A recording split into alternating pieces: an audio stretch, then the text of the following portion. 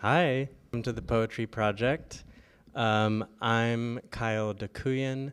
I'm the executive director here. I'm extremely delighted about this reading tonight. I've really been looking forward to it. And I want to thank both of our readers, Codjoe and John Keene.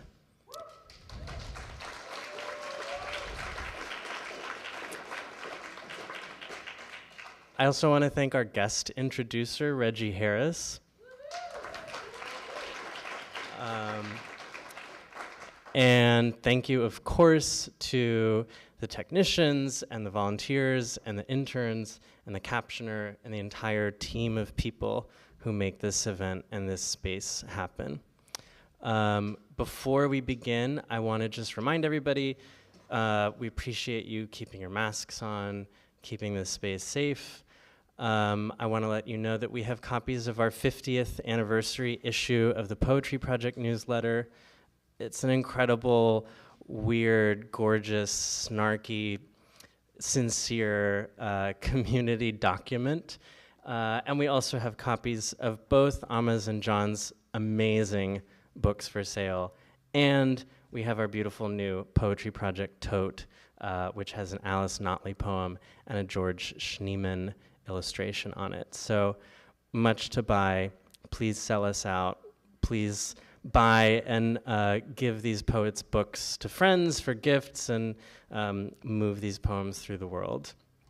I'm going to get us started by introducing Amma, who will read first, and then Reggie will come and introduce John, who will conclude our evening.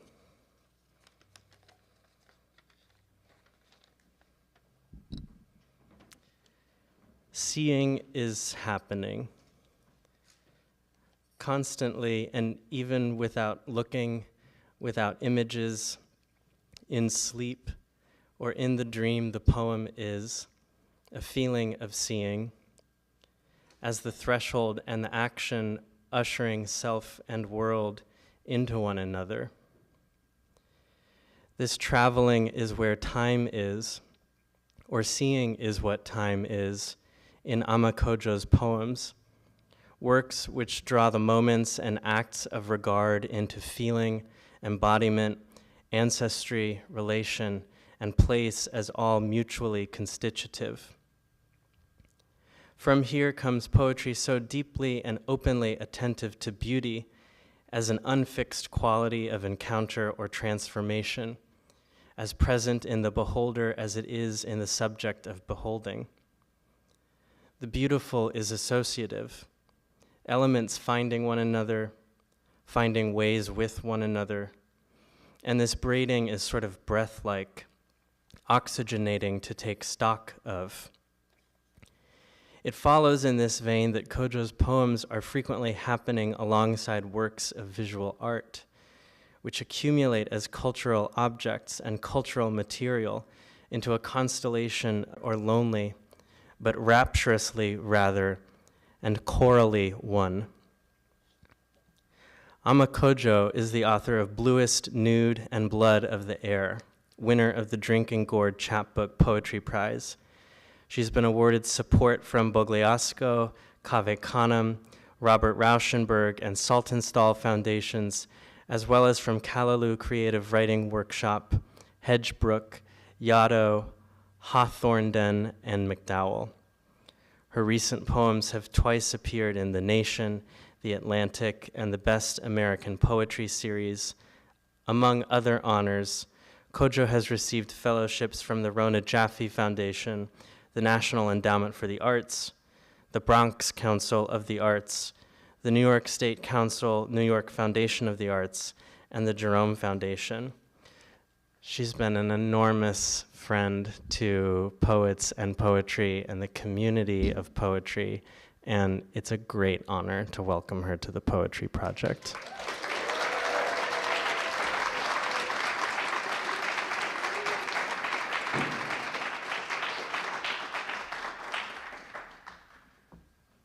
Well, y'all, I did my little hype dance onto the side over there.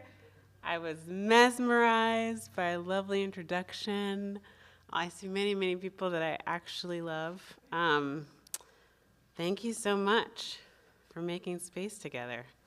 Okay, I'm gonna drink water. I'm gonna move the mic. I think, maybe. And so I did want to start with some gratitude, of course. This is such a space that has held many voices and traditions, and I feel honored to be in this space and with the people who steward it, this amazing team. It could make me cry because truly they are the most thoughtful, considerate, pro-justice, compassionate team. I really am astounded by their creativity, intelligence, and commitment to making safe and beautiful spaces for us. I'm grateful to John Keene, just completely enraptured with this book, Punks, and so happy to read with you tonight, and just happy for all of you being present, listening to poems. It's just a gift. So the book has a lot to do with intimacy, vulnerability, the naked body. I'm going to start with a poem called On Seeing and Being Seen. I don't like being photographed. When we kissed at a wedding, the night grew long and luminous. You unhooked my bra. A photograph passes for proof, Sontag says, that a given thing has happened. Or you leaned back to watch as I eased the straps from my shoulders, hooks and eyes. Right now, my breasts are too tender to be touched. Their breasts were horrifying, Elizabeth Bishop writes. Tell her someone wanted to touch them. I am touching the photograph of my last seduction. It is as slick as a magazine page, as dark as a street darkened by rain. When I want to remember something beautiful, instead of taking a photograph, I close my eyes. I watched as you covered my nipple with your mouth. Desire made you beautiful. I closed my eyes. Tonight, I am alone in my tenderness. There is nothing in my hand except a certain grasping. In my mind's eye, I am stroking your hair with damp fingertips. This is exactly how it happened. On the lit-up hotel bed, I remember thinking, my body is a lens I can look through with my mind. Two girls bathing. I am 13 when my cousin teaches me how to bathe. We carry buckets from Auntie's kitchen, limping to the pendulum of water swinging. Undressed, we stand side by side on the concrete floor. Carol's hands don't handle like my mother's did, propping me in the bathtub beside my brother's, constructing an assembly line of our limbs as she lathered and polished us clean. This was before boys became unlike girls, before our mother, whose flesh we ate, whose nipples we cracked, was exiled from us. Carol instructs me wordlessly. In deliberate movements, she rubs across her torso's cross and sweeps beneath each breast. I mimic her gestures, tipping the bucket slightly so as not to dirty the water. I watch how easily she bears her supple body. She wears her nakedness like it's been woven from air. Carol points to a spot on my back. I resist the urge to hide my chest. Tucked inside her is what hangs from my brother's like pockets turned inside out. I tilt my head like a mirror. envy the gold beads hugging her waist, and bring the washcloth to where I've missed, not knowing when and from whom I learned to be ashamed.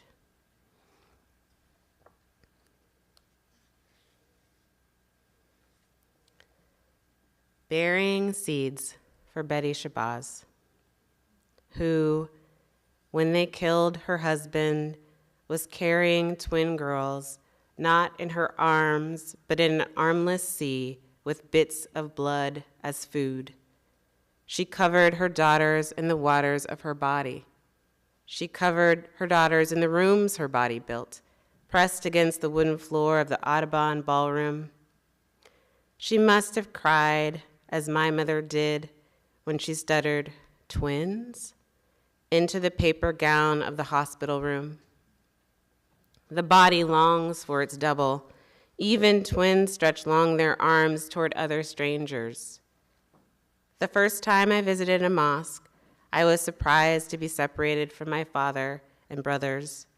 I sat with the women and girls alone. From across the aisle, I stared at the men longingly. As a child, I asked my preschool teacher why I couldn't play outside, shirtless like the boys. It was a hot day. Before she could answer, I relented, wearing my favorite undershirt, the one with Archie, Betty, and Veronica, chasing my sun-kissed brothers across the playground. Lately, when I glimpse my nakedness in the half mirror above the bathroom sink, I'm looking at a photograph of Pauline Lumumba bearing her breast as a sign of mourning. The widow's breast and mine hang like 4 weeping eyes, without titillation, fertility, or innocence. I wanted to write a poem for Betty Shabazz because her high cheekbones and luminous eyes are like a Bakongo mask breathed into with life. After her husband's lifeless body was wrapped in white linen and covered by the words, "What we place in the ground is no more now a man, but a seed," she took one last look at him who had smiled at her and touched countless times her unveiled face. My mother did not wear a veil on her wedding day. 18 years after their divorce, my father fidgets with the gold band she slid along his finger. As she made a circle with her thumb and forefinger, shimmying the ring over my father's knuckle, which words did her mind circle over? Worse or better? Death or death? That night, did my mother bunch the hotel bedsheet in one hand like a nosegay? Did she allow it, another white dress, to drag crumpled behind her? The vows we promise one another are veils through which we envision the future. We enact our dreams using a vision clouded by tulle and lace. Grief-stricken, Betty Shabazz said of her husband's assassination, "Well, it finally happened." Weeks prior, she had taken to wearing her husband's hat for comfort and continued to do so after he died. I want a desire that could be mistaken for grief to cloud my face, to make me shudder, to twist my mouth into a cry. Once I shared a bed with a man who as a boy heard his parents' lovemaking. I was confused, he admitted. It sounded like they were in pain. Grief is the bride of every good thing, Betty Shabazz reminds me. I'm wearing a veil the shape of a waterfall, which is also the shape of my mother's dress, falling from her shoulders. Through its fabric, I can see a cloud turning into a horse and a plane that could be a star that might be a planet. It's hard to tell from here. Wrapped in the call of the present, fixed on this plot of grass with so many seeds buried underground, and winter forged into a circle threatening never to end. So, I'm gonna read a little bit. I guess I've just had this is my second in-person reading. And I read last night in Connecticut, and I think I'm starting a tradition now, reading a little bit of somebody else's work. Last night I read a poem by Keene. But not to steal John's thunder, I will read a little bit of what I'm reading now. So this is part of the tradition. I'm reading this now. I'm rereading Playing in the Dark, Whiteness and the Literary Imagination by Toni Morrison. This is my mom's copy. And part of what made me pick this passage is that she wrote, "Wow!" exclamation point in the margin. So I'm going to read about 3 paragraphs. Playing in the Dark. This is from the preface by Toni Morrison. Writing and reading are not all that distinct for the writer. Both exercises require being alert and ready for unaccountable beauty, for the intricateness of simple elegance of the writer's imagination, for the world that imagination evokes. Both require being mindful of the places where imagination sabotages itself, locks its own gates, pollutes its vision. Writing and reading mean being aware of the writer's notions of risk and safety, the serene achievement of, or sweaty fight for, meaning and responsibility. Antonia S. Byatt in Possession has described certain kinds of reading that seem to me inextricable from certain experiences of writing. Quote, this is where my mom said, "Wow."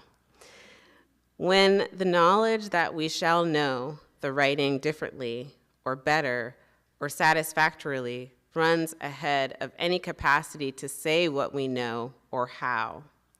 In these readings, a sense that the text has appeared to be wholly new, never before seen, is followed almost immediately by the sense that it was always there, that we, the readers, knew it was always there, and have always known. It was, and it was, though we have now for the first time recognized, become fully cognizant of our knowledge. End quote. Morrison continues, the imagination that produces work which bears and invites rereadings, which motions to future readings as well as contemporary ones, implies a shareable world and an endlessly flexible language. Readers and writers both struggle to interpret and perform within a common language shareable, imaginative worlds. And although upon that struggle, the positioning of the reader has justifiable claims, the author's presence, her, his, or their intentions, is part of the imaginative activity. So I'm going to close with a few more poems from Bluest Nude. The first 2 are examples of poems that are threaded throughout the book, and some of them have a blank that I'm asking or inviting the reader to fill in. So I'll just pause at that blank. After I mothered my mother, became grandmother to myself, distant and tender, temples turning gray. The whole world cascaded past my shoulders like the hair self-hatred taught me to crave, though all my Barbie dolls were black. And the Cabbage Patch Kid my grandmother placed under the artificial Christmas tree, sprinkled with tinsel in Memphis, Tennessee, the city where my mother waited for her first pair of glasses in the colored-only waiting room. She said the world changed from black and white to Technicolor that day. My mother watches TV as I roll her hair. She sits between my legs. I've never birthed a child. I have fondled the crown of a lover's head, my thighs framing his dark brown eyes. I entered the world excised from my mother's womb. Her scar is a mark the color of time. I am my mother's weeping wound. On my last birthday, I cried into bathwater. I hid my tears from my mother because that's what mothers do.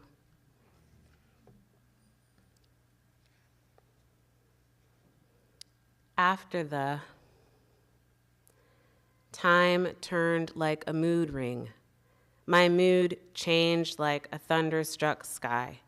The sky changed like a breast engorged, staining the front of a white silk blouse. I got laid off. I went 13 days without wearing a bra. I changed my mind about the fiction of money. Money changed hands. I washed my hands religiously. Religion changed into sunlight, something allowed to touch my face. My face changed into my mother's. No, into a mask of my mother's face. Traces of heartache changed into a pain in my right hip. The stock market dipped. The S&P fell freely. I did not fall to my knees, promising to change my life. The price of paper towels changed, and the price of toilet paper, and the price of white bread and milk. Whiteness did not change. Some things stayed the same. We named the moon for its changes, but it remained the same.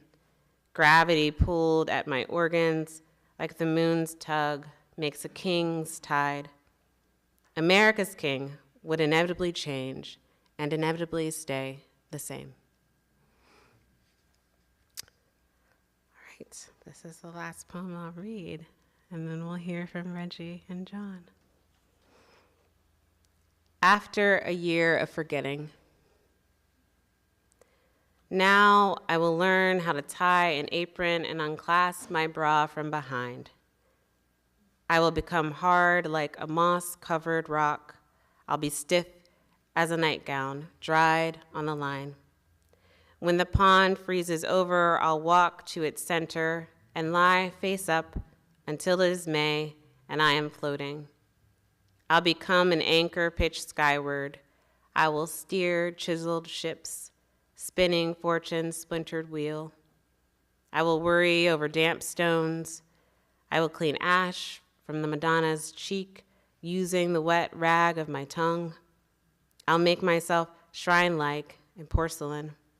I will stand still as a broken clock. I will be sore from lovemaking. I will become so large my hair loosened will be mistaken for the swallow's cave. After June, there is a year of forgetting. After the forgetting, antlers adorn the parlor walls. Then it snows, and I'll be coarse. I'll be soft as my mother's teeth. I'll be sugar crystals and feathery snow. I'll be fine. I will melt. I will make children from office paper. They'll be cut from my stomach, wearing blank faces. Bald and silent, they will come out of me, triplicates holding hands. I will smooth their foreheads with a cool iron.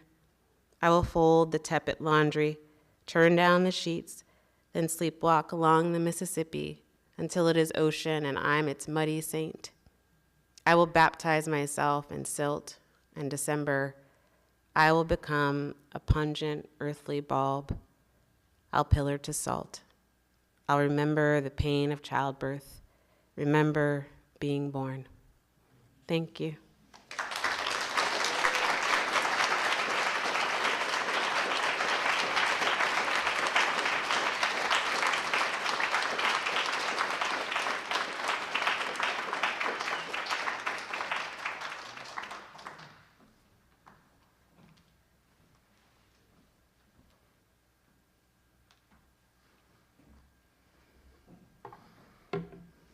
I shall be very brief.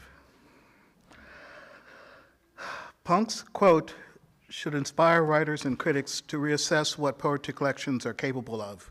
J. Howard Rossier for the Poetry Foundation. It's been my honor and pleasure to have known and been inspired by John Keene for over 20 years. Before we met in person and spent time together at the Covey Common Black Poetry Workshop Retreat, we got to know each other online through the auspices of a pair of long-defunct email discussion listservs. Some people remember those days. They were great. One for Black LGBTQ plus people, and the other focused on the topic of African American literature. John's writing is challenging, erudite, and fiercely imaginative. A writer other writers admire and genuinely like in person who is witty, warm, compassionate, and much too humble. Proud son of St. Louis, Missouri, John earned a BA at Harvard University, where he's a member of the legendary Darkroom Collective, and an MFA at NYU. His work, from the debut novel book-length prose poem Annotations, to his collaboration with Christopher Stackhouse, Seismosis, to what many consider to be his masterpiece so far, the story and novella mixtape Counter-Narratives, has always been ahead of the rest of us, pointing the way to greater possibilities of what can be done with narrative and language. As Zachary Eisenberg writes in book form, Keene's output remains undefinable for how easily he blends genres, forms, and styles to celebrate the lives and experiences of people in the Americas who remained in history's margins for far too long. His most recent collection, the wide-ranging Lammy and National Book Award-winning Punks, New and Selected Poetry, brings together decades of John's poetic work from both published and previously unpublished manuscripts. It's perhaps one sign of a masterful poem in that, in addition to taking the top of our head off, it seems somehow familiar, as if we knew it was out there waiting for us, which is something that ties in with what, yeah, it's amazing. It's amazing how that worked. Well, it's a joy for me to see poems that John had published or shared with me over the years finally finding a home. I'm more deeply moved by how familiar, in that sense, even the new poems I haven't encountered are. I agree with Ken Chen in The Nation when he says, Keene's poems keep opening up, rippling dynamically outward, playing back and forth between self and other, scene and setting, softly encouraging you in each line to be more generous with your intimacy. Poet, novelist, translator, MacArthur Fellow, and 2022, that is the year, I guess, 2022 National Book Award winner. It gives me great pleasure to welcome him, everyone, my dear friend, John Keene.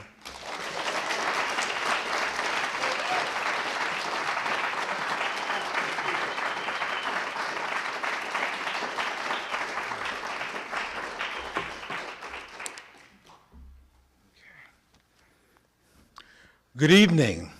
Good evening. Okay. You know, I used to never do that, and then I would go to readings, and poets would say, good evening. They get people going, and it brings some life into the room, more life into the room. So I want to thank Reggie for that beautiful introduction, and Amma, thank you for that amazing reading. It's such an honor to read with you. I was very excited when they proposed, this possibility, so I'm glad that it happened. Many thanks to Kyle, Laura, Roberto, Anna, Rachel, Kay, and everyone at the Poetry Project. And many thanks to everyone who's here tonight for a poetry reading at the Poetry Project on a Friday evening. There are actually competing poetry readings. In fact, a friend of mine said, are you gonna go to Eileen Miles' reading? And I said, Eileen Miles wrote me and said, can you do this reading? And I said, I'm doing a reading on the same night. So unfortunately, yes. So thank you for being here. And I think she's got another reading, another part tomorrow night. I'd like to dedicate this reading to my late brother, Jeffrey, whose birthday is today. He would have been 52. And also dedicated to Bernadette Mayer, who just recently passed away. I was a huge fan of her work, and I was able to read with her a few years ago in Brooklyn. And one of the reasons I'm a huge fan of her work is that, among many other things, she actually wrote a poem to a baseball player. Not one of my favorite baseball players, but a baseball player, so. Yes.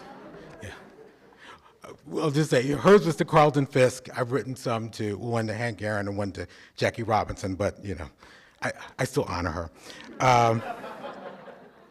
So I'm going to start with a very old poem called Mo Poesis, and this is from my collection with Christopher Stackhouse. I loved when Kyle was introducing Amma, and he mentioned the conversation her work has with visual art.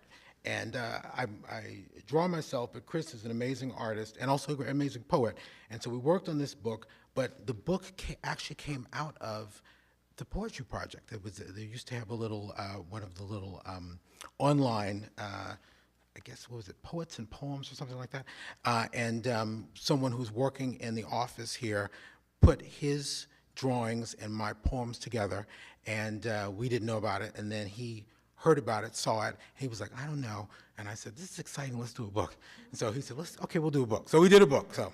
So this is kind of an ars poetica.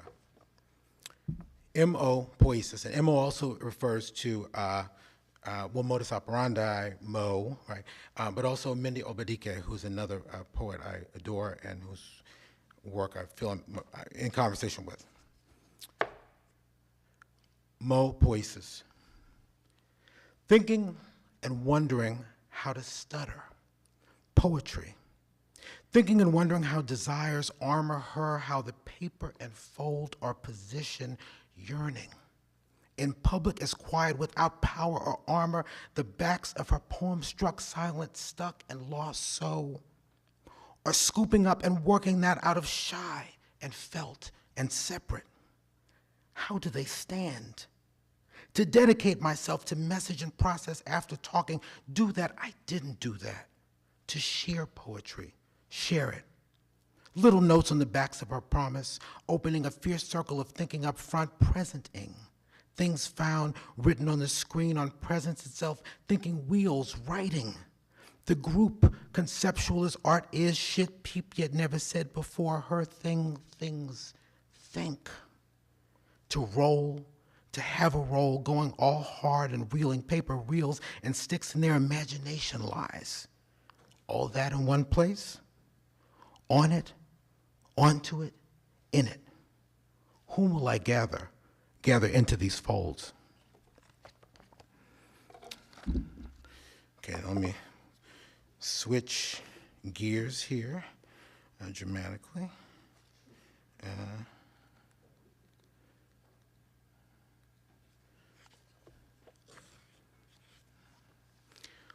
Oh, little butch queen, don't try it.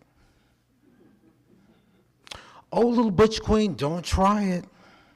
The empress sees you, so step from behind that screen. Into the blue light where this giantess, a silver tower draped in a ruby boa and more attitude than the rest of the club put together, can see you ever better, sweetness. Perfect height, smile like a Jordan Marsh Toucher, back like a bike rack, maybe not enough groceries filling your basket. A light-skinned, skinny Walter Payton, seem kind of shy. Or maybe you just don't want to give me the good word. If you don't know it, keep your mouth shut. Some bad pussy done bit your tongue off. Mother's got the cure for that. One poem as long as the shadow tapering behind me strokes my chin, another hooks my shoulder, reels me into the glitter and spangle, as soft underneath as well-kneaded dough, fragrant with cheap rum and Old Spice and cinnamon. I hold on tight and don't let go, clasping her center tighter, tighter, till I feel our sweat and lashes and breathing meld, and the giantess whispers, okay, back up, sweetie. I do not want to I do want to get to know you, but I'm not that kind of girl. Alrighty then. My buddy returns with his girl so we can drop X and perform our group dance. The giantess hands me a matchbook with her number etched in it. I accept. Drop a dime, sweetness. Call a lady sometime. Okay. This is a very sentimental poem. This is at one point I was like, I want to write like really sentimental poems, and like poems that maybe I thought they might be bad, but still worked. But anyway, so this is a West Village, East Village poem. Many years ago, I used to work, I spent a year teaching at a junior high and high school in the East Village. And so this poem was written often, it was sort of conceptualized, coming and going to and from there. Serenade. I love you. Taxis honk and hum, stirring snow-drunk Manhattan from its January slumber. Robins weave an April melody, I love you, above the midday symphony of 18 million souls. Evening, July, and she whose body writes in the lyric of Tai Chi, I love you, upon the rain-glazed village playground. Now night extends its raven hands to light the September moon's new lantern, as sirens and cicadas serenade us. I love you.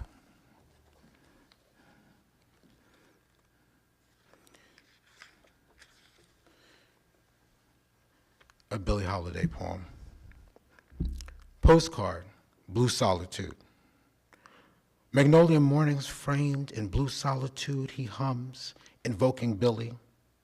We are always striving in the wake of prior narratives. Myth was one method to understand truth, romance, or the theory of romance another. Harlem, Minton's, junk, gritty harmony of too much coal-busted blues. Dust. Even fear disappears at the end of a love affair. In death, all debts come due. Her story, allegory.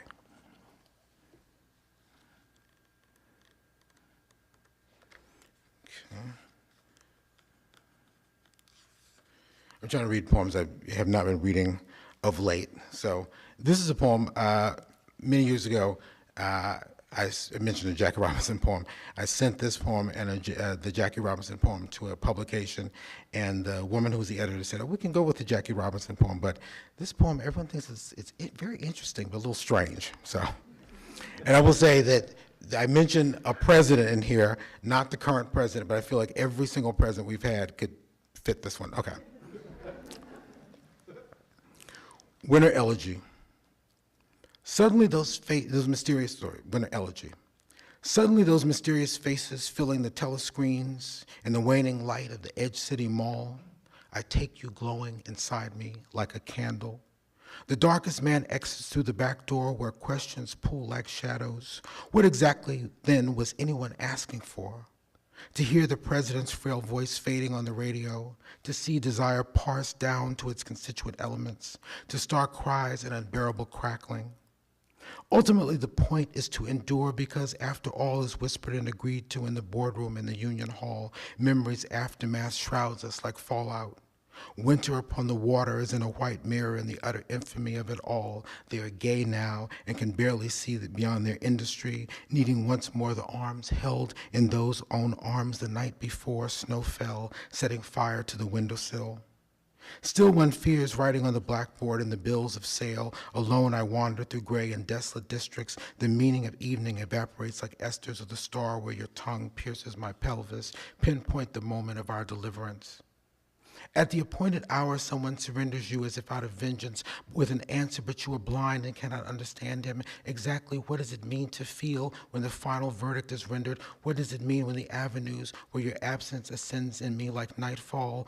Ultimately, everything is forgotten at the proper frequency or forgiven like the year they abandoned us, the children at the river fair.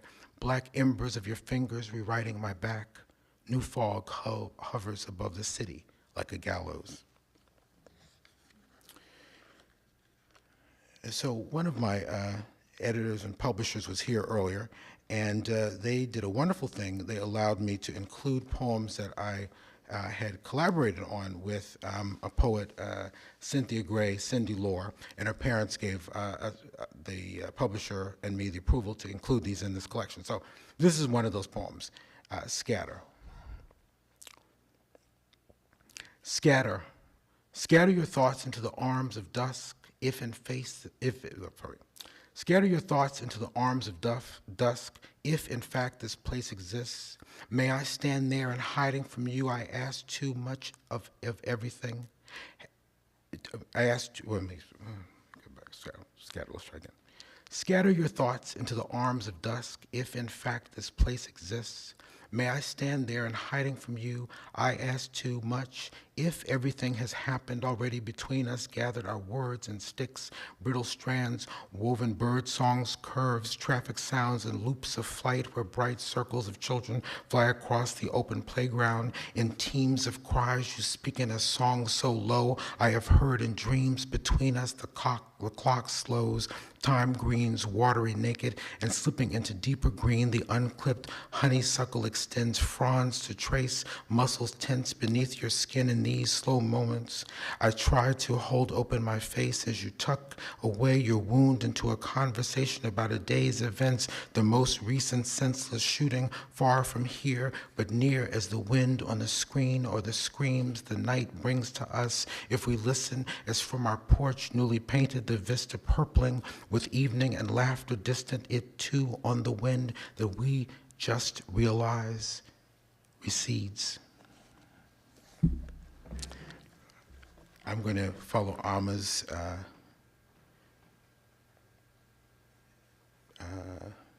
suggestion, and I'm going to read a poem by another poet.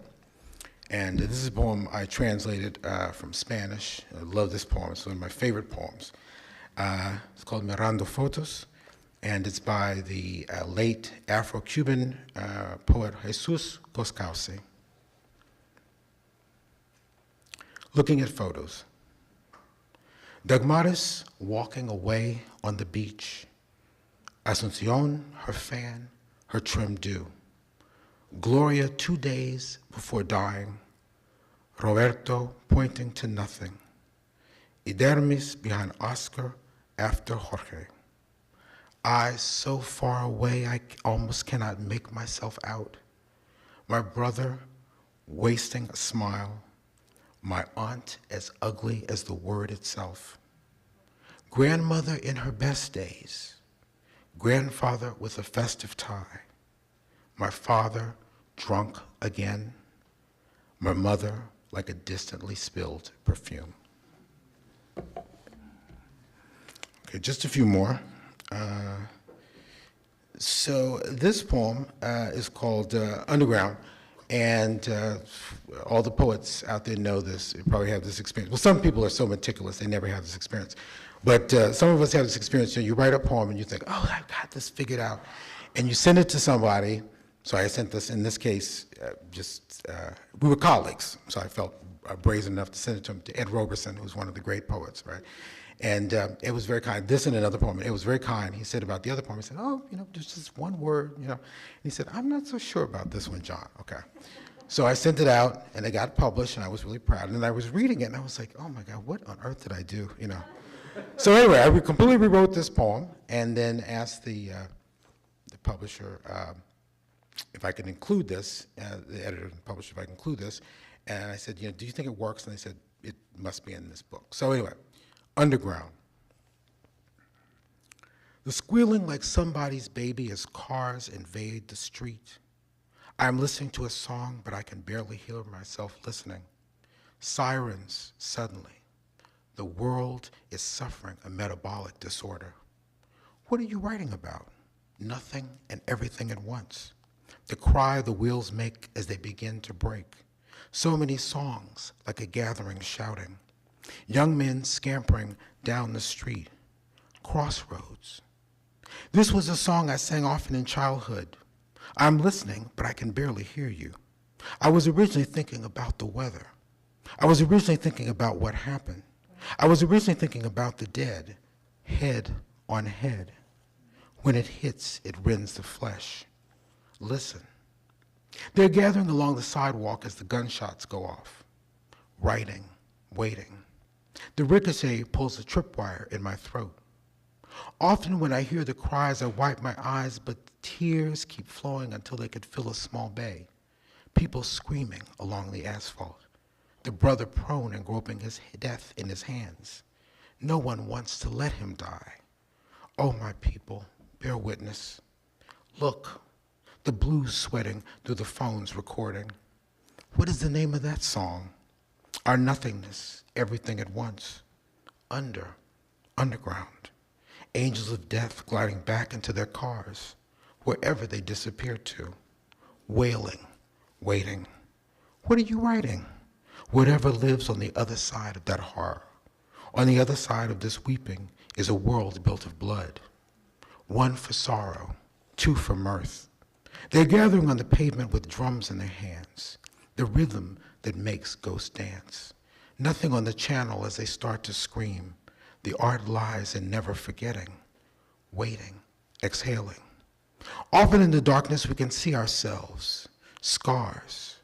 I know a song that is written in blood, Sing it, squealing, louder so the whole world can hear us. When it hits, it rends the soul. What are you writing? About a system underwritten in blood. Speak, the livelong day. Men in masks emerge from the vans holding their breath as if underwater. Life at the end of the world. Waiting, exhaling. There was no gun on the ground beside him. Train your eyes on the black space behind them. I am not dreaming, but listening. Can you hear me? Whether you can even remember the weather, whether you can even remember what happened, whether you can even remember the dead. I have no more tears, so I offer my skin. The men crying out as they begin to break, a song we sing whenever we meet. What are you writing about? A system underwritten with our blood. Everyone is speaking, so we listen. Everything and nothing at once. The sky as the day begins to break. People still marching down the street. Crossroads, heart on heart. The art lies in the fight and the scars. This is the sound of the weather that we live in. Life at the end of the beginning of the world. A song we sing as hard as we live. Listen. And just two more.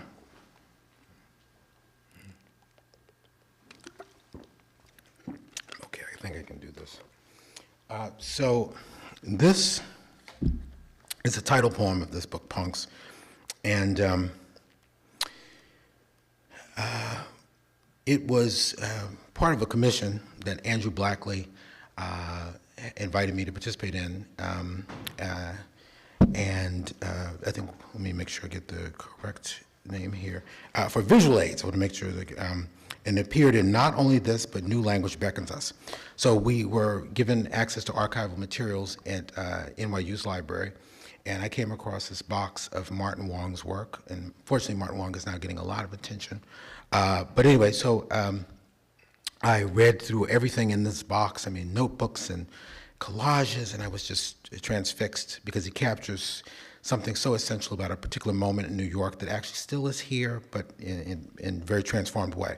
But anyway, so when I was writing it, you'll hear what, and of course the moment that when he was young and living, I was actually much younger than him, but you'll hear the rhythms of that era come through.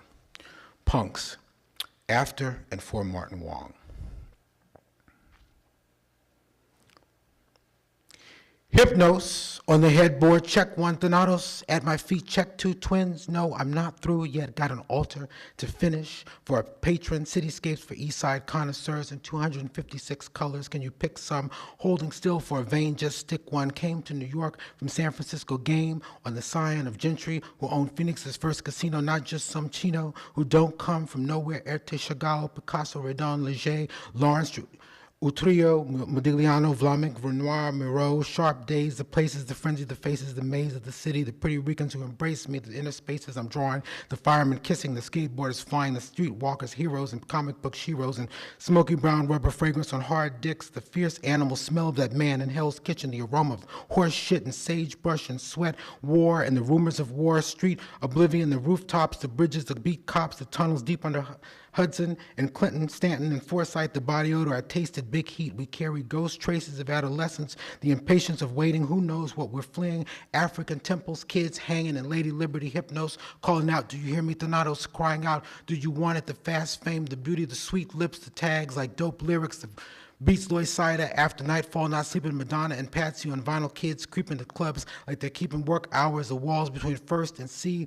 We've been hitting and drafting each line and angle I'm seeing moving like Bruce Lee as if he were dreaming of subways, the brothers, the bricks, and the dealers, the lovers, the smokestacks, the colors, the fantasies. I capture angels and fairies and platforms and action, the demigods and demons of the demimonde, the feral girls and monsters out twirling at twilight, the static before and after a nightmare, beauty without dangerous counterfeit. In my youth I pursued it, wandering the earth as a restless spirit who has ever escaped its melody. All those years it possessed me like a subliminal bass line, filling the heart of the east side on a wet wet summer night, the rapt eyes of my hoodlums who came when I needed to, the smile on your face, perpetrating disgrace, don't erase me of history. As we lie here, whoever wins loses the path that he chooses. The art world just uses whoever is closest, paintings, the lottery tickets of the rich and overprivileged. Hypnos calling out, can you feel me? Thanatos saying, I can take you to Berlin, St. Louis, Tokyo, Paris. Men, a weightlessness on a precipice. Like a long hoped-for fuck with Joe Simmons. Martin, I love you. I'm a voluptuous dude. In the end, you find yourself betrayed. There's only so much a painting is capable of. And remember, you remember the fire this time, the street scenes of Chinatown, home and here, pagodas, the semaphore, the nights before the opening, the drugs and the dreams, the bodega sold, how Pedro's sad gaze wasn't cut out for the business, getting beat like a snare drum in Newark. Those days passed like special attacks, psionics like the Pentecostal church on Avenue B that became the art bar, save the robots. This is going to be the last picture show. Everything must flow, every dream must flower, high as the water towers, topping every building on the horizon. Everyone who is no one is going like ice, like smoke, like dew, like the only ones who truly could reminisce with you. Hypnos whispering, can you see me, Thanatos? Thanatos calling out, we'll be together soon, as if the moment in these paintings never existed, as if the culture has irretrievably shifted, as if between us word like sunlight through an open window, as if Eureka were not a place of discovery and shadows and chainsaw Valentine's days and ways of saying adios. Turns out I'm the same as you, positive without the symptoms. You can come visit me here in New York. You could eat good and drink lots of carrot juice. The joys and sorrows of being a painter are almost identical to being a serial killer. The solitary quest, the thrill of the hunt, the compulsion of trying to complete an imaginary set, the suspense, the urgency, and finally the uncontrollable spasms, the ultimate seconds of being life and death when the veil and time are suddenly ripped asunder. Oye, mi negrito, a faint echo. How are you, my little angelito? El que gane pierde o pierde la viera de Puerto Rico. Yo fui de Frisco, grew up teething on jade greener than cream de menthe. Still stuck here in the hospital in isolation because they think I might have TB. I needed a vacation anyway. Maybe you can come visit me. They are acting like I'm radioactive, as if everything I touch becomes a toxic waste, despite my magic resistance, despite my vast empire of vice and human desire, despite my personal memorial is impregnable as a cock-shaped citadel. I reserve the right to my own orientation and orientism. I am the progeny of royalty and create beauty. I had a bodyguard. At 7, I could mambo and cha-cha. I was addicted to grasshopper, the liquor, not the bug, the gaiety, David Bowie, art dealers, smack dealers, Grace Jones, touching down at 3 in the morning like the Willamette meteorite. Ultimately, painting is similar to murder in that when the thrill is finally gone, all you're left with is a mess and a personal problem, disposal problem. Hypnos saying, will you share my amor, per favor? Donato saying, Chinito, I'm inside you. Remember, I walk with you. I talk to you together forever. Remember, in dreams, in the fight that begins again tonight. Recuerdos, do you remember? I do remember.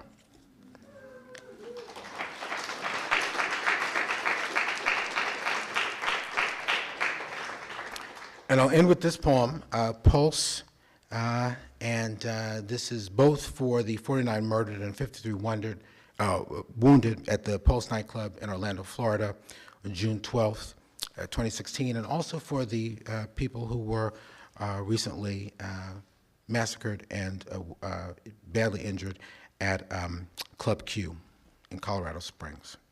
Pulse. We are the quiet streets before doors open. We are the first words and the parting ones. We are the cologne and perfume selected for tonight alone. We are the fragrance of soap, Vaseline, shea butter. We are the pressed polos and tees, the freshly laced kicks. We are the pants just out of the dryer, the sweater that fits. We are the glances, the stares, the winks. We are the close cut, the Caesar and tight fade. We are the crucifix beads and cowrie shells. We are the knockoff watch and the 14-karat chain. We are the cordon and the gathering line. We are the sachet and the strut and the swagger. We are the foundation, mascara and blush. We are the eye blink, the heartbeat, the hush. We are the oil glistening in locks, ponytails and froze. We are the piercings from eyebrows to tongues to noses. We are the mouth spray, the breath mints, the gum. We are the bustier, the suspenders, the garters. We are the shades that never come off.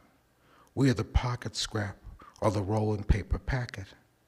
We are the X, the weed, the snowy trail. We are the bitter beer, fizzy soda, and sweet cocktail. We are the chairs rearranged to open the floor. We are the sweaty brows, the half-hidden tears. We are the gleam of smartphone screens. We are the small talk, the banter, the laughter. We are the claps and the clapbacks. We are the wigs on too tight or just right. We are the improvised steps, the smoothest moves. We are the dancers that precede the groove. We are the cruise, the stare and icy glare. We are the kikis and air kisses and shade. We are the gossip that cannot wait to be told. We are the static bass and reverb. We are the heat rising off of bodies, nearing, touching. We are the beat that slides beneath the beat. We are the fallen lash, the broken heel, the belt cinched tight. We are the proposal for a lifetime, few minutes or the night. We are the breath held till the evening climaxes. We are the closing doors, the bolted locks. We are the silence that always remembers. We are the song that never ends. Thank you.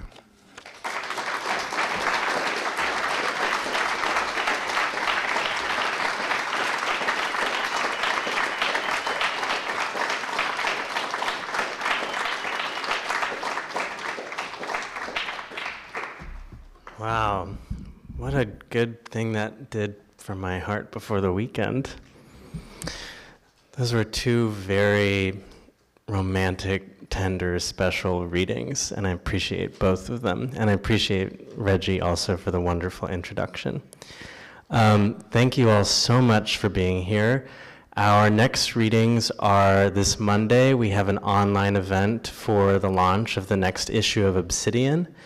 And then on Wednesday, December 7th, we have this event for the 50th anniversary issue of our newsletter. It's been so great to be here with you, and I hope that we see you again soon. Good night.